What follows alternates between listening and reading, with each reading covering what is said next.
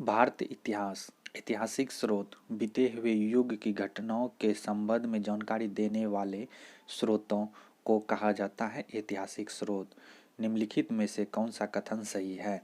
साहित्यिक स्रोत की तुलना में पुरातात्विक स्रोत अधिक प्रामाणिक होता है।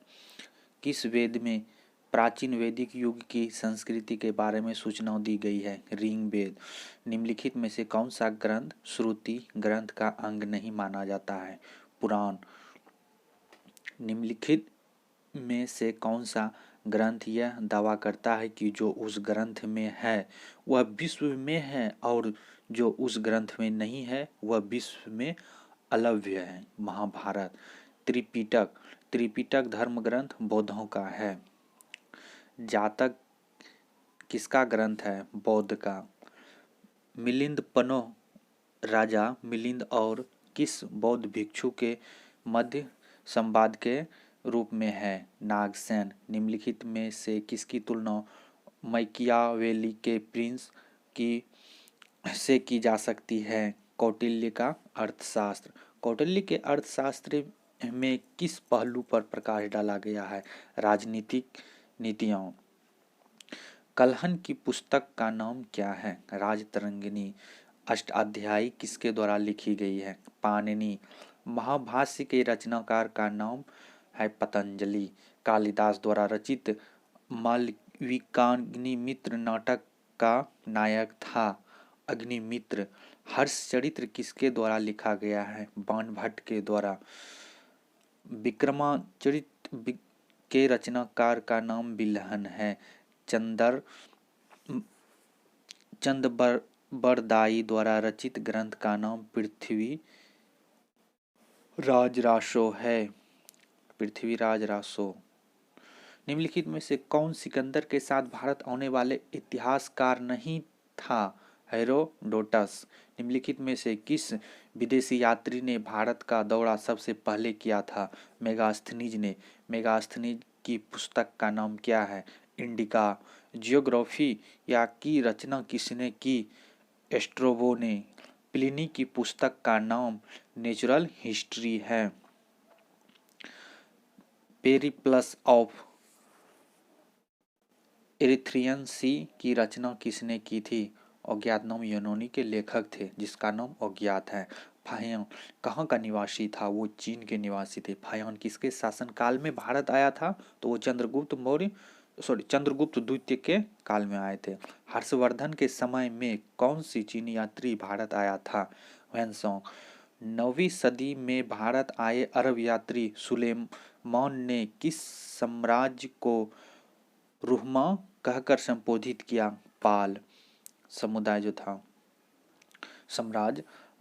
अल-बेरूनी किसके शासनकाल में इतिहासकार था? महमूद गजनवी। यात्री इब्न बतूता कहाँ से आए थे? मोरक्को से। दक्षिण अफ्रीकी यात्री इब्न बतूता किसके शासनकाल में भारत आया था? वो मोहम्मद बिन तुगलक के शासनकाल में आए थे भारत। फारस के सुल्तान मिर्जा शाहरुख के राजदूत अबुर्जक जो कि 1443 से 44 ईस्वी ने किस विजयनगर सम्राट के शासनकाल में विजयनगर की यात्रा की थी? देवराय द्वितीय। भारतीय पुरातत्व सर्वेक्षण की स्थापना 1861 ईस्वी में की गई थी। भारतीय पुरातत्व का जनक अलेक्जेंडर कनिंघम को कहा जाता है। निम्नलिखित विद्वानों में हड़प्पा सभ्यता का सर्वप्रथम खोजकर्ता कौन था? दयाराम साहनी। हड़प्पा सभ्यता की खोज 1921 ईस्वी में की गई थी।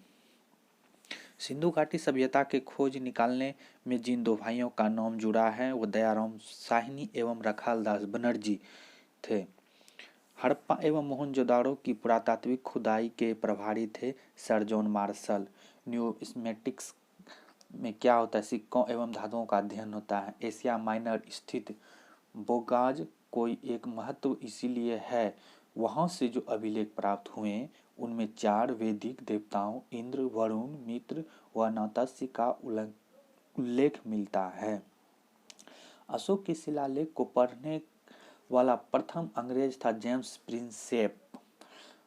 अशोक के अधिकांश अभिलेख किस भाषा में व लिपि में हैं? प्राकृतिक व ब्राह्मणी लिपि में।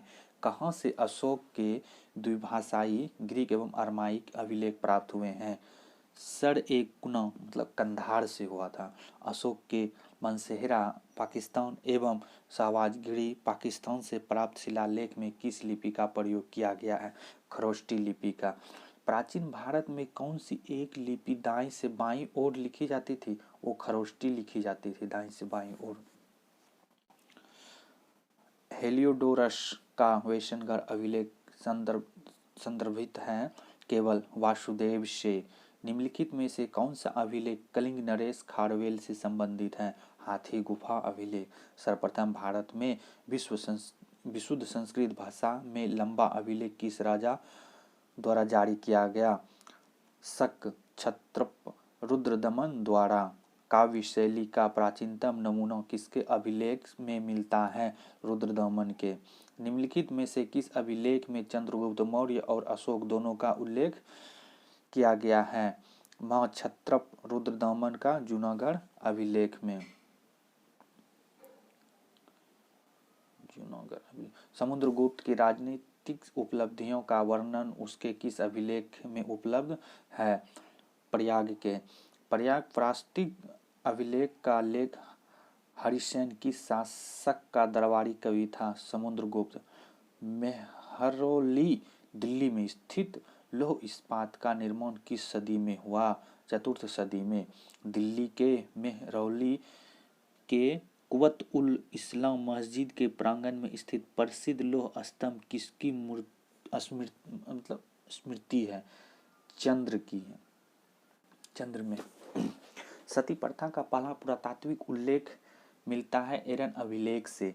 एरन अभिलेख का संबंध भानुगुप्त से है। एहुल प्रास्तिक का रचयिता रविकीर्ति किस चालुक्य शासक का दरबारी कवि था? पुलकेशिन द्वितीय। हर्ष एवं पुलकेशिन द्वितीय के मध्य हुए संघर्ष की जानकारी कहाँ से मिलती है? एहोल अभिलेख से मिलता है। कवि कालिदास के नाम का उल्लेख किस लेख में हुआ है? एहोल के उत्कीर्ण लेख में। अभिलेखों को ऐतिहासिक प्राकथन के साथ प्रारंभ करने की परंपरा का सूत्रपात किसने किया? राजराजा फर्स्ट ने। कहाँ से प्राप्त अभिलेख में महासभा की कार्यप्रणाली के विषय में विस्तृत जानकारी मिलती है? उत्तर मेरूर में। उत्तर मेरूर। भारत में सिक्के का प्रचलन हुआ था 600 ईसा पूर्व में। भारत में प्राचीनतम मुद्रा माना जाता है आहत सिक्के। भारत में सर्वप्रथम स्वर्ण मुद्रा किसने चलाई थी? इंडो बैक्ट्रियन ने। निम्नलिखित में से किसने सोने के सर्वाधिक शुद्ध सिक्के जारी किए? कुषाण ने। सातवाहनों के समय मुद्रा सर्वाधिक किस धातु में बने थे? सीसा के बने थे। निम्नलिखित में से किसने बड़े पैमाने पर स्वर्ण मुद्राएं चलाई थी? कुषाण शासकों ने।